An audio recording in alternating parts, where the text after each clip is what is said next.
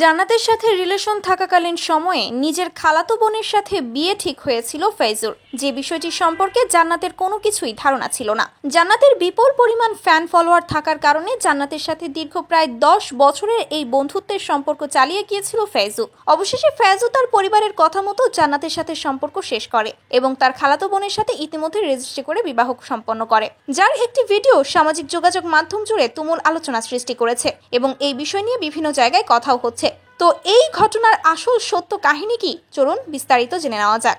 কিছুদিন আগেই জান্নাত এবং ফেজু একে অপরকে নিজেদের ইনস্টাগ্রাম অ্যাকাউন্ট থেকে আনফলো করে দিয়েছে, আর তারপর থেকেই এই দুজনকে নিয়ে বেশ আলোচনা সমালোচনা হচ্ছে। মূলত এই ভিডিওটাতে যে মেয়েটাকে দেখা যাচ্ছে এটা হলো ফেজুর আপন বোন, যার সাথে সে রেজিস্ট্রি করছে না, বরং এই বোনকে ফেজু একটি বাড়ি গিফট করেছে, তাও আবার এটা 2020 সালে। সেই ক্লিপটি মানুষ এখন ছড়াচ্ছে কারণ এখন ফেজু এবং জান্নাত ট্রেন্ডিং ইস্যু। মূলত পুরো ইন্ডিয়া জুড়ে জান্নাত এবং ফেজুর বন্ধুত্বের সম্পর্কটাকে প্রেমের সম্পর্ক বলে চালানো হচ্ছিল, যেখানে জান্নাত কিংবা ফেজু কিন্তু কখনোই তাদের প্রেম নিয়ে কিছুই বলেনি। এমনকি ইন্ডিয়ার বড় বড় নিউজ চ্যানেলগুলো তাদের বিয়ের সংবাদ প্রচার করছিল। তাই এক পর্যায়ে বাধ্য হয়ে তারা একে অপরকে ইনস্টাগ্রাম থেকে আনফলো করতে বাধ্য হয়, শুধুমাত্র তাদের এই গুঞ্জনটাকে এড়ানোর জন্য, এছাড়া আর কিছুই না। তো ভিউয়ার্স, আশা করি বিষয়গুলো এখন আপনাদের কাছে ক্লিয়ার। তো বিষয়গুলো নিয়ে যদি আপনাদের কোনো মন্তব্য থাকে কমেন্ট করে জানাতে ভুলবেন না।